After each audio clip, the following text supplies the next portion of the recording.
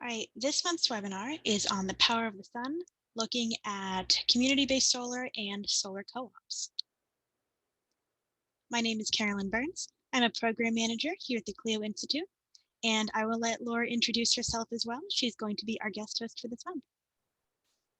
Hi everybody, my name is Laura Tejas and I'm the South Florida Program Coordinator for Solar United Neighbors. So we start out with an understanding of why solar energy is so important. This video shows global warming trends from 1880 to 2020. Earth's global average surface temperature in 2020 tied with 2016 as the warmest year on record, according to NASA analyses. They have this unique vantage point of space to better understand the connected system of Earth and look at these long-term warming trends. The year's globally average temperature was 1.84 degrees Fahrenheit warmer than the baseline. And so, it's critically important that we address the climate crisis, as we can see clear and present issues with this warming planet. We usually touch on the natural cycles of a changing climate and where we are today to help bust the myth that this is simply part of that natural cycle. Before the Industrial Revolution, the natural climate variation saw variations between 180 and 260 or so. And when we look at the current difference, this is statistically significant. Remember, when we talk about climate change, we're talking about a change in precipitation and temperature patterns over a long period of time, spanning from hundreds to thousands of years. And so it's critical that we look at solutions to address this, especially considering what the drivers of these carbon emissions are. So the total US greenhouse gas emissions by source, latest year we have data from 2019. A good 25% is from electricity generation. And unfortunately, a lot of that is still from coal-fired power plants. So that is one of the main sources that we can address with rooftop solar. However, we can also look at transportation. When we combine electrification of vehicles with rooftop solar and other renewable energy sources, then we're able to reduce those sectors as well. And also, if you look at industry and agriculture, when we're using machinery in those industries, then we can also draw down the CO2 emissions there as well. So by combining different sources of electricity with electrification, we can really make a significant difference.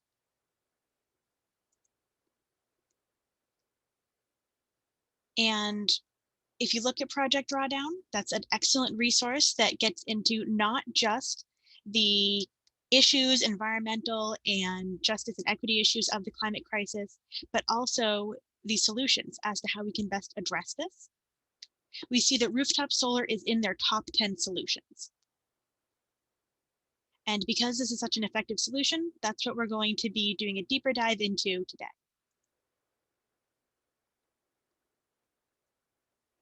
In addition to looking at this from the climate perspective, we can also see that solar energy provides excellent jobs. Solar alone has more jobs than coal, oil, and gas combined. And as we look at spending in infrastructure and transforming our economy, we have good, solid jobs for people that are not going to be contributing to pollution and that can help us create a vibrant, thriving economy that works for everyone.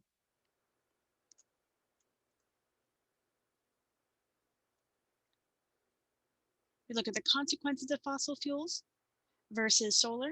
We can reduce water scarcity in addition to mitigating climate change and curbing pollution. And of course, reducing pollution leads to better health outcomes.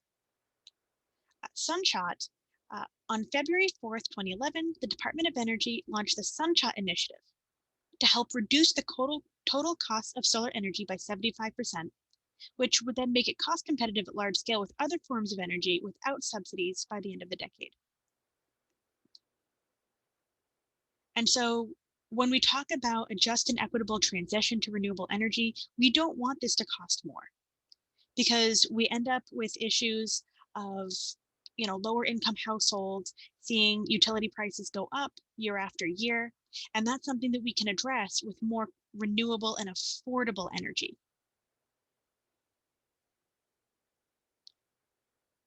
We look at developments over the past decade, it's never been cheaper or easier to go solar.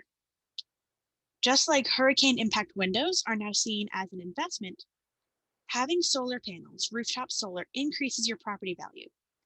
You can finance your system and receive a tax rebate. The federal solar tax credit, also known as the investment tax credit, allows you to deduct 26% of the cost of installing a solar energy system from your federal taxes. This applies to both residential and commercial system, and there's no cap. If you live in Florida, you could join a solar co-op with Solar United Neighbors, which we're going to highlight today.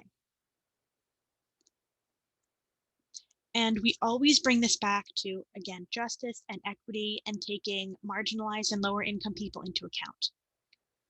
On average, lower income households pay more than 3 times the percentage of their income on utility bills than higher income households pay. So when we reduce utility bills, we're disproportionately impacting those people who have the most to gain from better budgeting and lower bills.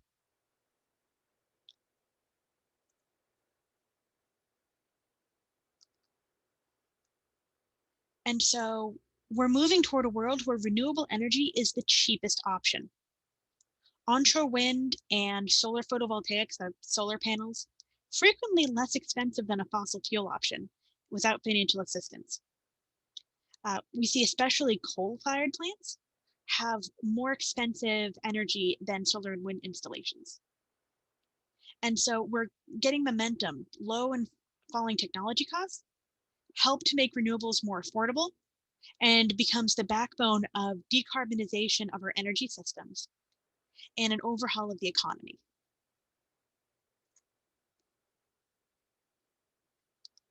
So we're here to start the conversation. Historically, major social change comes about when 3.5% of the population demands it. So we're not here to worry about getting 100% of the population, which is why you can't solve the climate crisis alone, and we can't solve it without you. We don't need you to be a perfect environmentalist. We need millions of imperfect humans taking the next steps toward more sustainable lifestyles. So what can you do next? We're going to stop and think about where we are with that. And I'm going to hand over the presentation to Laura. And she's going to talk a little bit about solar co-ops, Solar United Neighbors, and what we're doing here in Florida. Awesome. Thank you so much, Carolyn. I'm gonna share my screen. So if you could all just be patient for a second while I get these going. Oh, and just to mention for a moment, I will be looking over the Q&A. I will be dropping links, and if you have anything that you would like me to look at in the Q&A, please go ahead and post it there. We will have multiple breaks for questions. Yes, so this presentation is going to have 3 main sections, which I'll go over in a second, and I'll stop after each section to answer any questions. So thank you so much for having me here tonight. My name is Laura, and I am with Solar United Neighbors of Florida. So I'm going to start with a really quick overview of who we are and how we got started. We are a national nonprofit, and we're a community of people building a new energy system with rooftop solar at the cornerstone. We help people go solar, join together, and fight for their energy rights. And before we get into this presentation, I wanted to take a moment to address the inequities in our current energy system. Communities of color, particularly the Black community, bear an unfair share of the cost of energy production but receive fewer benefits. Families of color are disproportionately harmed by higher utility bills and shutoffs. On top of that, housing discrimination is a barrier to home ownership and thus solar ownership. When Sun started with a group of economically and racially diverse neighbors, they focused on solar because it helped people pay their electric bills, and it also helped them stay in their homes at a time when DC was being gentrified quickly and the whole country was in the middle of a financial crisis. Rooftop solar lets communities invest locally, creates good local jobs, and brings control of the energy system within our reach. We're working toward a new energy system that everyone can participate in, one that is fair and equitable. So a little bit about how we got started. I love to tell our origin story. In this picture, you can see our middle school founders, Walter and Diego. They watched An Inconvenient Truth and really wanted to make a difference and wanted to look at the possibility of installing solar at their homes. This was back in 2007. And so Walter's mom, Anya Kuhlman, who's now our executive director, encouraged Walter and Diego to get a group of neighbors together to see by leveraging the group's knowledge and maybe bulk pricing, they could all go solar together. So they formed the first solar co-op, the Mount Pleasant Solar Co-op in the DC area. What they learned during that process was that it was harder than they thought. At that time, there were only 2 companies working in DC. There was cost, equipment, taxes, regulations, permits, meters, historic associations, lots of different things to figure out. But after that co-op and the success of that co-op, many other communities wanted to participate. And that's kind of how we got started here in Florida. 2 volunteers had heard a radio interview that Anya Kuhlman had done on NPR, and were really persistent and really wanted to bring the program to Florida. And so the program in Florida launched in 2016 with major support of the League of Women Voters.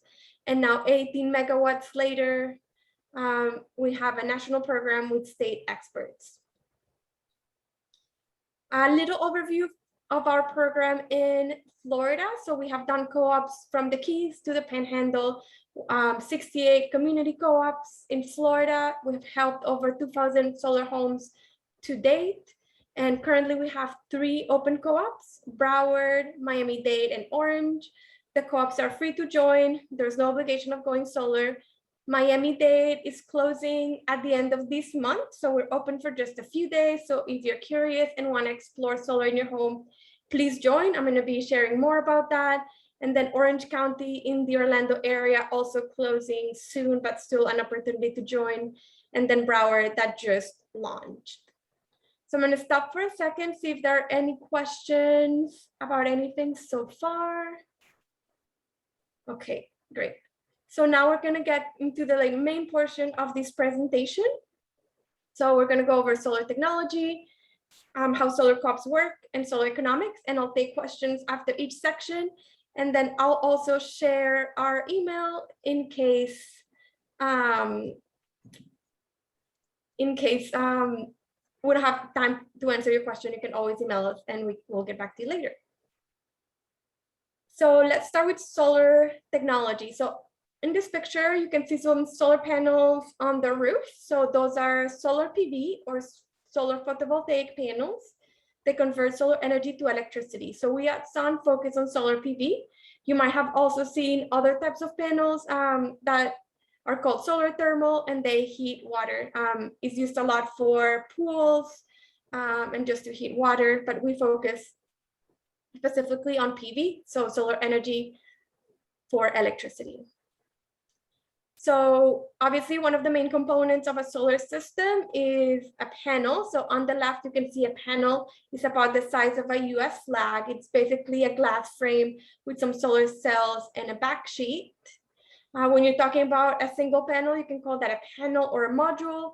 If you're talking about multiple panels, then we refer to that as a solar array. And so the sun shines on your panels. It creates electricity, and so it creates electricity on a DC or direct current, but your home uses electricity on AC or alternate current, so you need an inverter to make that conversion. There's 3 main types of inverters. On the left, you can see a string inverter. It makes that conversion on a centralized place. So this is a good option for you if you have a simple system, if you don't have a lot of roof planes, and if you don't have any shade. On the right, you can see a microinverter. A microinverter makes that conversion on panel by panel. So this is a good option if you have some shading. It increases the efficiency of your system. And then in the middle, you can see a string inverter with a DC optimizer, which is a hybrid between those two technologies. And then how do these panels connect to your roof? So they connect to your roof via a racking system. And it basically, attaches the panel to metal beams with screws and clips. And the metal beams are attached to the roof via a number of different ways, depending on the type of roof that you have. But solar systems can be attached to many, many different types of roofs, as you can see here. And here's just another example of a solar system on a different type of roof. If you join the co-op, we'll do a satellite roof review to make sure that it makes sense for you to go solar, that you have a good solar resource. Some of the terminology that you might hear when you're exploring going solar, it's kilowatts, and that's how you measure the system size. So in this example, let's pretend, just to make the math really easy, that each panel is about 250 watts. Usually panels have a little higher wattage, but just to make it really easy, let's pretend that it's 250 watts. So if you have 4 panels, that's 1,000 watts or 1 kilowatt. Then you add 4 more, you have 2 kW, and then you add 4 more panels and you have 3 kilowatts. So in this example, this would be a 3 kilowatt system. And then you have kilowatt hours, and that's how you measure electricity production. And you might be familiar with this when you look at your electric bill at the end of the month. It will show how many kilowatt hours you use during the month. Nationally, we see that most people install between 2 to 12 kilowatts systems. However, here in Florida, we use a lot of electricity. We use the AC year round. Some people have pools, so we tend to be higher on that spectrum. So how does your system connect to your panel? It's a very simple connection. It's completely seamless. There are no switches. It's all automatic. Most homes don't need an upgrade before going solar.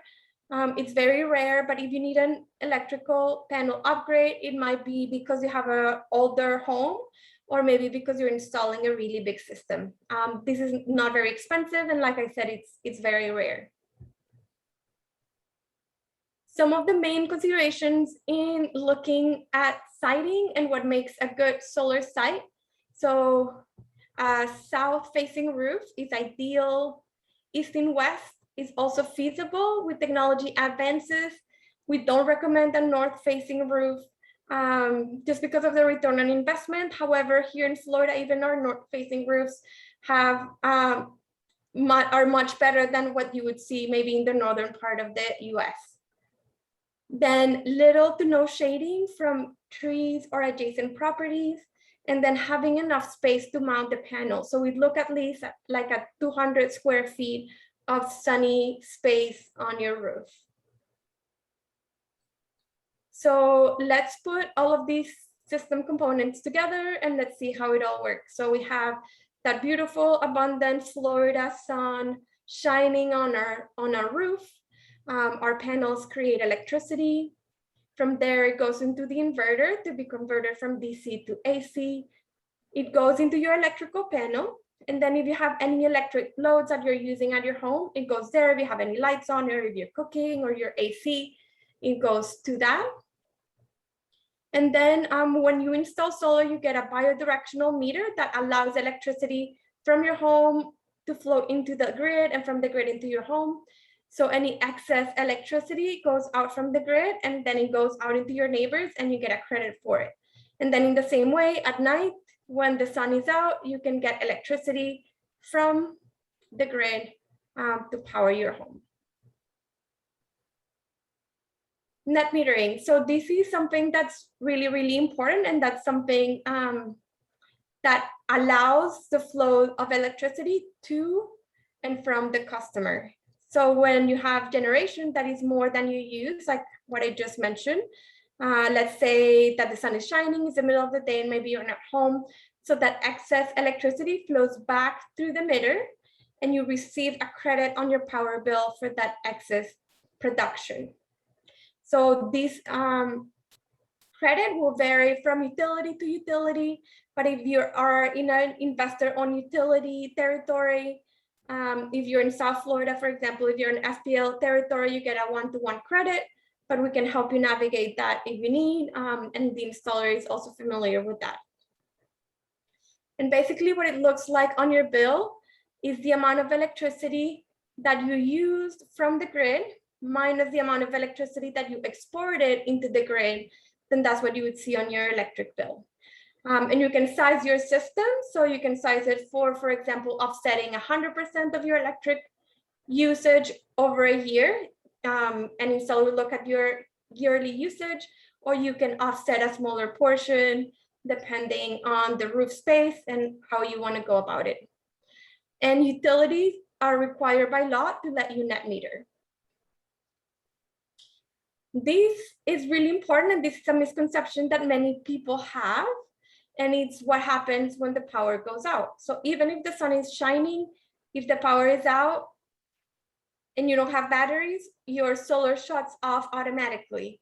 And this is a safety mechanism protecting any utility workers that are working on that outage. So if you want to have power when the power is out, you need to have batteries. So the value of battery, you might consider adding storage if you want to have backup power for you, if you have frequent utility outages, if maybe you're the last person on your line and the last one to get your power restored during an outage. If you have critical loads at home, you want to be able to power no matter what, like if you have medical equipment or well pumps, things like that, or for emergency disaster and preparedness. So storage will provide you a service, it will not save you money. So solar will save you money, and then storage adds that service. So you will not save money or get paid to help the grid. This is a very, very generic example, purely for like illustration purposes.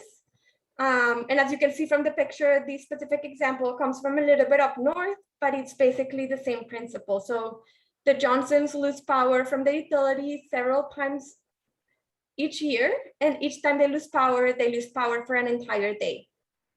So so they have a 6 kilowatt-hour battery bank that's fully recharged by their solar, 5.6 kilowatts daily. So if they have no solar, they have storage for 1 day, right? But the solar, the sun comes out again, and then their batteries are replenished. So they chose the things that were really important that they wanted to be able to run when the power was out, which in their case was a refrigerator, a small microwave, some lights, some outlets, and a cable modem. What they chose not to power was a stove, a dryer, and an electric water heater. So as you can see, some of the things that they decided not to power, all of those appliances generate heat, and those types of appliances tend to use a lot of electricity. So just something to consider, when you're looking into storage, what are the things that you really want to power? And it will depend, of course, on the things you want to power and also your budget and different things.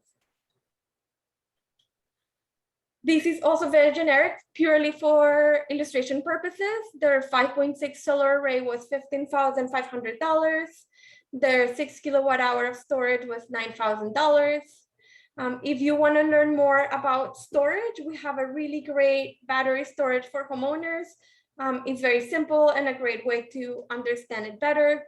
You can get it at solarunitedneighbors.org/storage. Okay, so this is the last slide. I'm going to do some solar technology FAQs, and then I'll stop for questions about solar technology. So for warranties, there's 3 different types of warranties that come with a solar system. You have a production warranty, which comes from the manufacturer, and it's how much your panels will be producing after year 25. So let's say you have a 350 watt panel. How many watts are they guaranteeing that it's going to be producing at year 25? So we look at 80% or more at year 25. All solar panels come with that warranty. Then you also have a product warranty, and that protects from any defects or manufacturing. For solar panels, it's usually 12 to 15 years, but we're seeing more and more 25-year product warranties. For inverters, it varies depending on the inverters. String inverters, I think is 10 to 12. Microinverters, 25 years. And then DC optimizers are 25 years. And then the last warranty, which is also a really important warranty, is the workmanship or the installer warranty. And that warranty comes from your installer, and it warranties the work that they do on like the roof penetrations, any leaks, things like that. That one can also vary, and it's usually between 2 to 10 years. Homeowners insurance. We don't usually see people's homeowner insurance go up after they install solar, but you definitely want to let your agent know that you're adding solar so that your system is under your insurance. Sometimes, we're here to provide support and education. Sometimes, your agent might need, some education, talking to higher up. We can also connect it. Sometimes you can also shop around and, get a really good policy that way. Another thing that's important to consider is how big your system is. If you have a tier 2 system or a 10 kilowatt AC system, you're required to carry a $1 million liability insurance by the utility company. So that's only for tier 2 systems. So that's something to consider if you're planning on installing a bigger system. Maintenance, most systems are really low maintenance. They have no moving parts, they're stationary. Normal precipitation here in Florida, keep the panels clean. We don't recommend, homeowners getting up on the roof, there's electricity and things. It might be a good idea maybe every 5 years or so to ask your installer to do a checkup and a visual inspection to make sure that everything is running smoothly. How long the systems last? So it has that 25-year production warranty. So 25 years is the lifetime of the system. So it's a long-term investment. Will HOA allow solar in your home? That's a question we get a lot. We have lots of HOAs in Florida. And luckily, we have a really strong Bill of Rights. And so HOAs are not allowed to deny you the right of going solar. And if you ever need any support in that process, you can always reach out to us, and that's what we're here for. If you're in a historic district, maybe there's an additional permit that is needed. But we have helped many people go solar in historic district. We helped some homeowners go solar in the Key West Historic District this year. So it's definitely possible. So I'm gonna stop for a second and see if we have any questions. There are a few questions in our question and answer space, and we do also have a raised hand. So I'll go ahead first. Are you able to see them, or shall I read them out? I can see the Q&A. So I'll go ahead and do that first, and then we can do the raised hand next. Any co-ops in Northeast Florida, Jackson Beach area? So we don't have one open there, but we do have a wait list. So if you don't have a co-op open in your area, you can sign up. We'll do a roof review and we'll notify you if a co-op opens in that area. solarunitedneighbors.org/waitlist is where you can sign up for it. You can also email us if you're interested in maybe helping us start a co-op in specific area.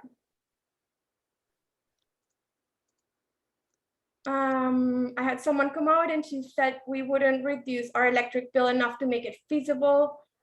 It was going to cost $25, and we're retired without much income. So we're going to talk about solar economics soon. Martha, if you want to send me an email, we can talk a little bit more about your specific situation. We always encourage people to get, proposals from different installers to compare. We're going to talk about the federal investment tax credit that Carolyn mentioned, but you do need to have tax liability to be able to take that tax credit. So I'm not sure exactly what happened, Martha, but I'm happy to touch base with you if you want to send me an email and we can look at the specific of your case. What happens when a hurricane is coming? Are there ways to rent panels? I hear that that is used in Colorado. So here we have a very strict permitting process. We're going to go over a little bit more on the timeline. So I am not aware of ways of renting panels, but we have a really great blog post on our website. Carolyn, if you could share that on the chat. We had a co-op in the Panhandle area when Hurricane Michael came. And because the integrity of your roof is really looked at when you install solar, we have really strict permitting in Florida for hurricanes, especially in South Florida. So the panels would the whole system will actually make your roof stronger. And in that blog post, you can read a little bit more about it, and you can actually see pictures of homes after hurricane passed, and you can see where the solar panels were. Those areas are intact, and where you see some of the damage was actually where there were no panels. The other thing that panels do is that they shade your roof, so they can actually extend the life of your roof. Is it possible for individual units in a multi-family building to go solar? So this is really case-by-case scenario. If you're in a condo where maybe you have the rights to your roof, then you can go solar for your own individual unit. Or if you're in a townhouse, but you own your roof, then you can definitely go solar for your own unit. If not, unfortunately, you can still go solar to offset communal spaces, like maybe you have a clubhouse, or for lights in a hallway and things like that. For that specific case, what we would really need is like a virtual power plant, and that is not allowed in Florida. So it varies. Let's see. All right, we do have one attendee with their hand raised. So are you comfortable with me letting the question line? Absolutely. All right, go ahead.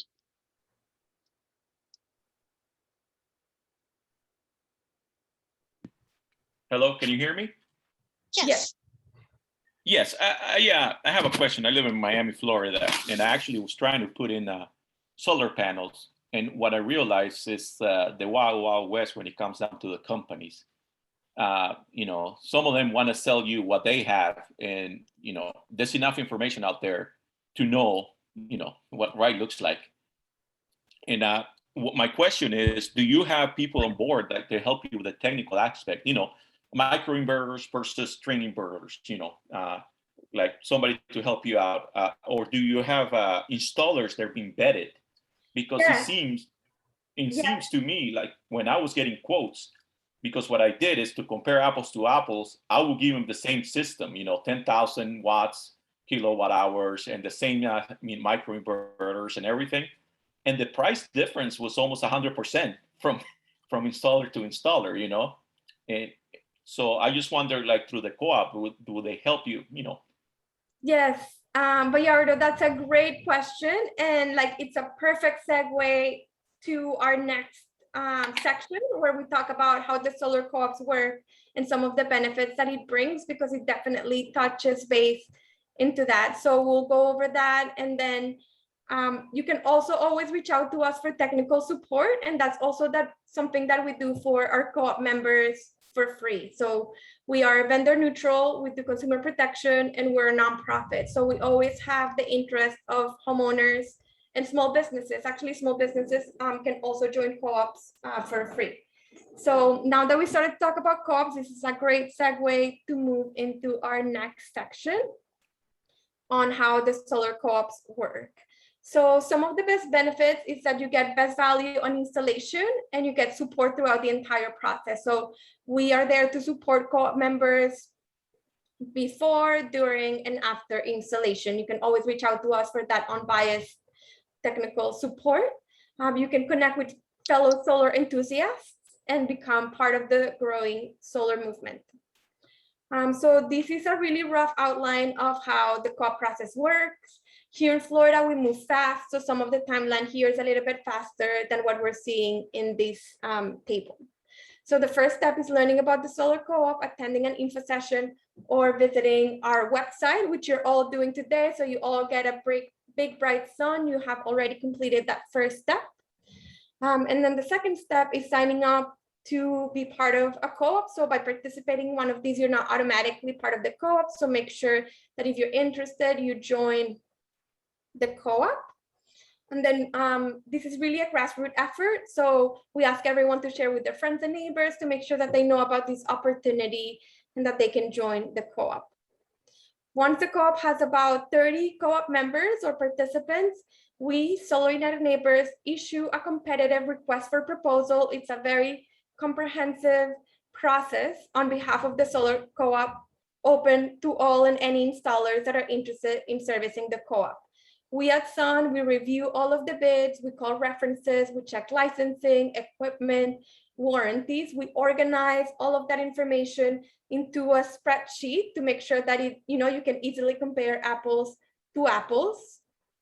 And then a volunteer group from the co-op forms a selection committee. So anybody that's part of the co-op that wants to be part of the selection committee at that stage forms a selection committee, and we get together. Sun facilitates the process, but the co-op members are the ones that select the installer.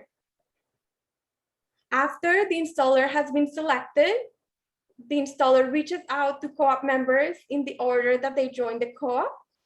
They do a site visit, and then each co-op member receives a customized proposal based on the solar co-op pricing. So each person receives their own proposal, they do their own contract and all of that, but it's based on the co-op pricing. Co-op members then have 30 days to review the application. They can always reach out to us if they need additional support reviewing the proposal. And then they decide if they want to move forward and sign a contract or not. Then usually from signing a contract to installation is about 10 weeks. It varies from area to area. It goes to permitting and engineering. Permitting in some areas takes a little bit longer. So that process about 10 weeks. And the actual installation itself is actually very quick. Can be like 1 day to a few days, maybe if you have a really large system. Once all of the installations have been completed, we do a party with our fellow co-op members, and we celebrate the success of the co-op. So really quick reminder that co-op participants are the ones that select the installer based on the criteria that are important to co-op members, such as price, equipment quality, warranties, and if they're a local company. So I'm going to stop here again. I'm going to go ahead and answer questions. A coastal city like Hallandale Beach, which is general city of condo owners, are sort of left out. So I also want to mention that we also do a lot of advocacy work. And so there are states where we have, where true community solar is allowed, where a group of people can develop a solar project and reap the financial benefits of that project. Here in Florida, only utilities are allowed to develop those types of projects. So there are ways of doing this. We're always, trying to push the envelope and move the industry forward. So if you want to advocate, I encourage you to join. Like I said, for multifamily buildings, you can still install solar for, the common areas.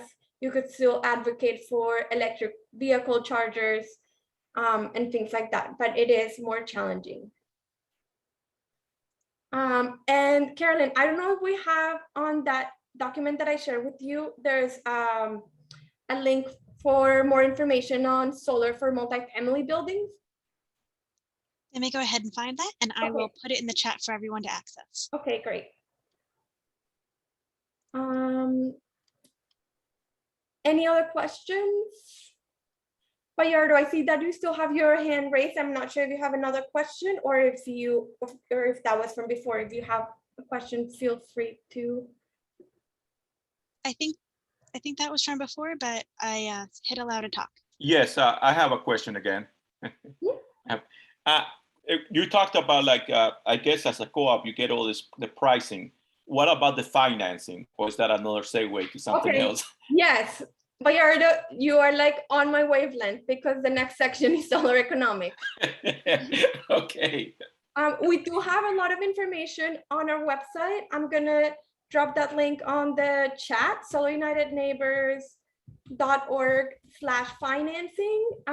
So there's some national financing resources. And then if you click on Florida, there's some more specific resources. So you can read more and do your research after today, but I'm gonna jump right into solar economics. So I don't know if any of you have been doing lots of home renovation projects during the pandemic. Maybe you've been watching HGTV for some inspiration. I really encourage you all to watch a PVC documentary by Jonathan Scott called Power Trip. Jonathan Scott is in that picture. He has a show on HGTV.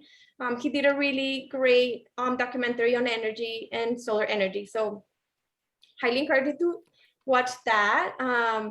So solar has a better return on investment that counters stainless steel appliances and SUV size showers. So you actually will get a return on investment on your, it is an investment, but you'll get a return on investment on that.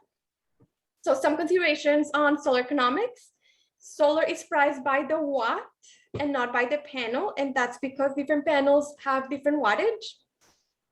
Like I have said many times before, solar is a long-term investment.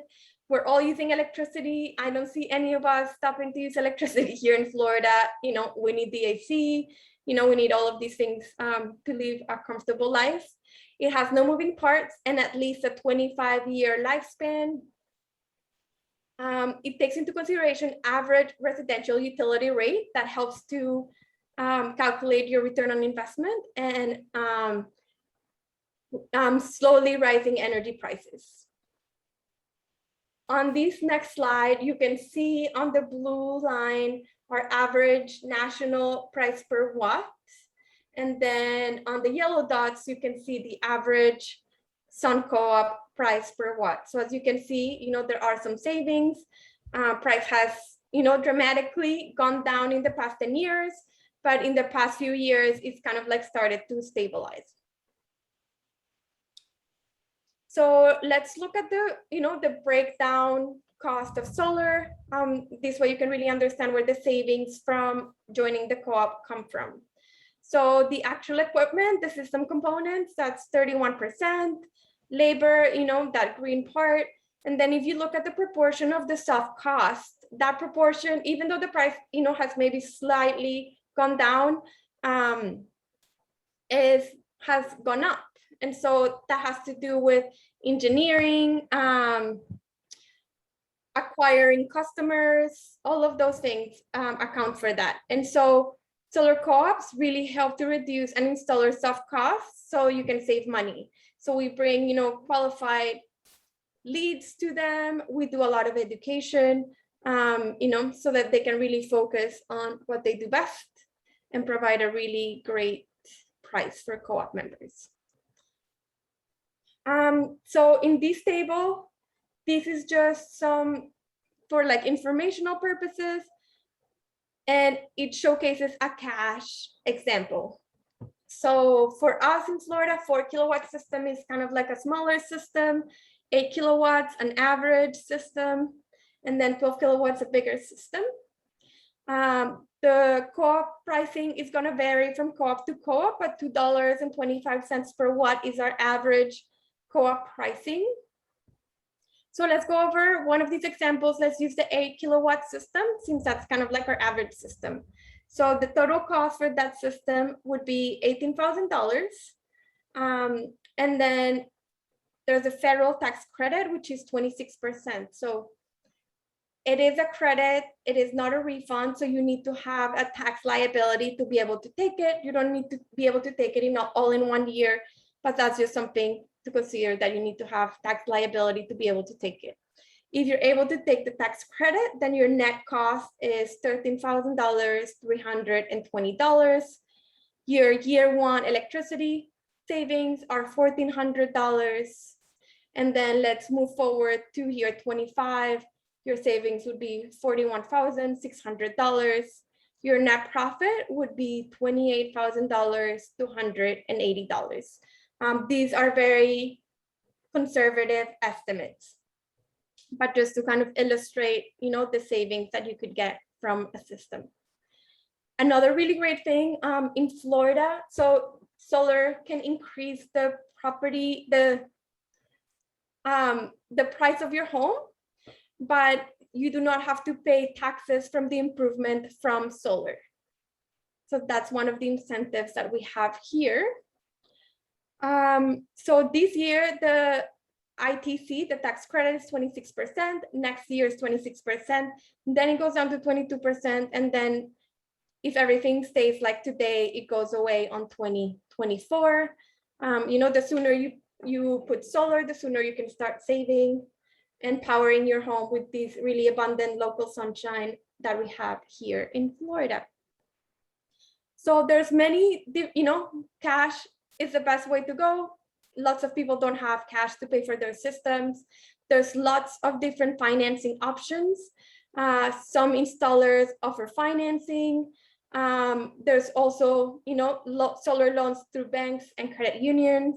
These are some of the examples of some of the ones that we know about: Admirals Bank, Seacoast, Suncoast, Clean Energy Credit Union. Lots more information on our website at solarunitedneighbors.org/financing. So you can really dig in and learn more about all of these.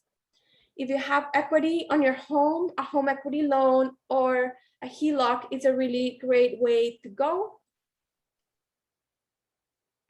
There's also something called PACE, Property Assessed Clean Energy, and it's available in 16 counties and many cities. And basically you pay for your system through your property taxes. If you're interested in doing this, just make sure you do all of your research. Think about if you're planning on moving soon from your home. And there's also something called the Solar and Energy Loan Fund, or SELF.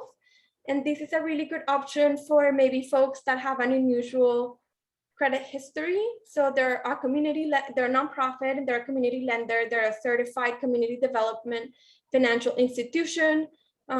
Very familiar with solar. They do energy efficiency and climate resilient loans too. They provide unsecured loans, and they're based on the applicant's ability to pay rather than credit scores, equity, or income. And there's some of their information. They're also now servicing South Florida. So you can get in touch with them to learn more. And so I'm gonna stop here for questions. Just as a reminder, we have Miami, Broward, and Orange that are open. The co-ops are free to join, and there's no obligation of going solar. I'll drop the wait list on the chat. And you can also go around our website if, we also do a lot of advocacy. So if you want to be engaged in that capacity, you can do that. We have a Facebook group, Solar United Neighbors for our national page, or Solar United Neighbors of Florida for our more local page. And we have a Google group, a listserv, where we connect different homeowners, and people are always sharing, technology or asking each other questions. So it's a really great resource. Okay, so let's see questions. I did notice a question in the chat a little bit ago. Okay. How does the cost of solar compare to SPL current and future reduction in per watt rates? So when you own your system, that's usually the best way to go. So we usually see people paying off their systems between 7 to 10 years, which then means, they have like 15 years left over on their system. These will vary, like people can structure their financing in whatever way makes the most sense for them. You can pay more upfront and pay it faster, or you can structure it so you're paying the same or less than what you're paying for your electric bill, but it will take a little bit longer to pay it off. So it really varies. but usually you'll see, you'll see really good savings if you install your own system. I see a question about how can local government be involved in supporting solar co-op? That is a great question. We partner with local governments and nonprofits and different groups. CLEO is one of our partners. We've partnered with Miami-Dade. We're always trying to involve more local governments, and they can really help us get the word out there, so like help us share this opportunity with their community. If you're interested in helping us connect with your city and seeing if they're interested in supporting the co-ops, please send us an email. A lot of times, if a resident has interest, they can request that we speak at like a city commission meeting, so that they can help us get the word out there, since they have some really strong communication assets, and it also adds to the credibility of the co-op. But we partner with local governments all the time, but we're always trying to partner with more.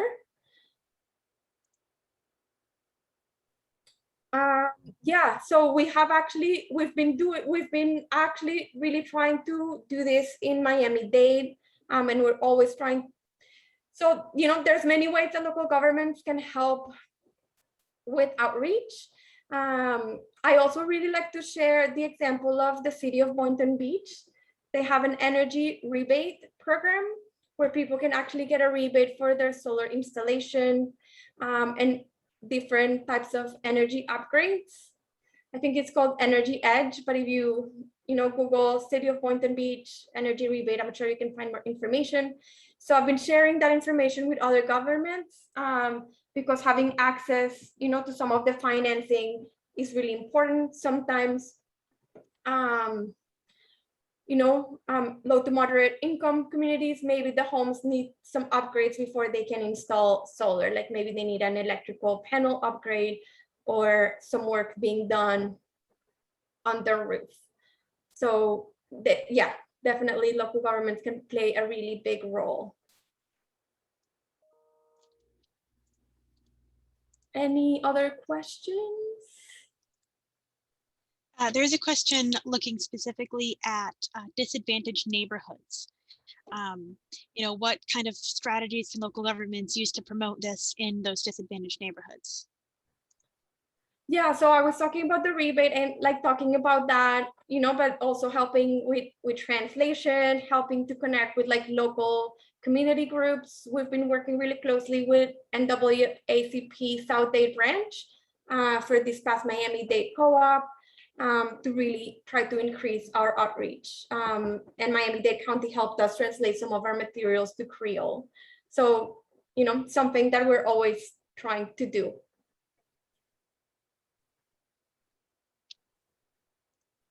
Okay, why don't developers include solar panels in new construction? That's a great question. I wish that they did. And that's also something that, local governments can do. I think South Miami requires any new construction to be solar ready, so that if a building goes solar in the future, it's a lot easier and it's cheaper.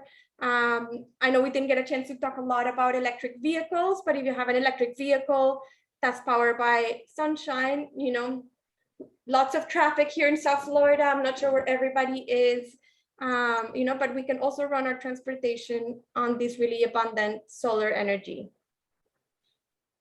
So lots of different ways that local governments can be included. Okay. Thank you so much, everybody, for all of your questions. Feel free to reach out to us via email. I hope if you're in a co-op area that you join a co-op or share that with a friend, or if you want to help us get the word out there, feel free to email me and I'll be happy to share some resources in our sharing guide. If you don't mind, I'm going to go ahead and share our wrap-up slide looking at our next partnership webinar. Is that cool with you? Perfect. Yes, I'm going to stop sharing. Thanks for the reminder. All right, so please join us for our next monthly webinar series all about climate and our food. So this is all about climate and heat. So we have Dr. Rachel Licker from the Union of Concerned Scientists talking about, how climate affected extreme heat this summer. We've probably seen the reports of the heat dome coming out of the Pacific Northwest, of people suffering under these really extreme heat conditions that they are not used to, that their infrastructure is not equipped to handle. We've also seen rolling brownouts and other electricity issues in Texas. So we're going to have our guest expert talk about that. And Laura just dropped the email in the chat again.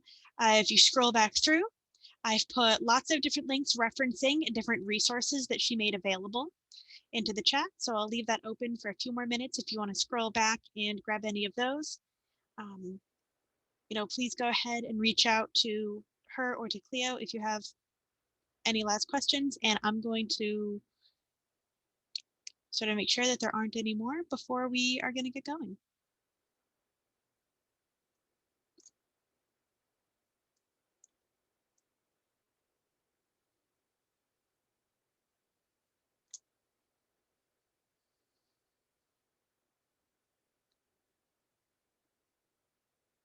And while I've got this up, you can learn more about our events by scanning this QR code with your phone.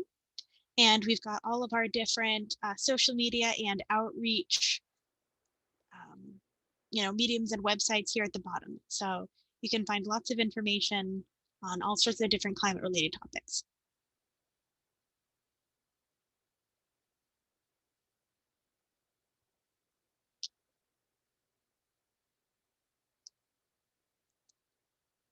Great. Thank you so much for joining us. If that's it, I'm going to say goodbye and thank you to Laura. Thank you all for coming out. Laura, do you have any last closing remarks? No, thank you so much, everybody, for joining us. I had a great time answering all your questions, and I hope to see you in a co-op or, engaged with us in some capacity. All right. Thank you again. I'm going to close this out. Have a great night, everyone.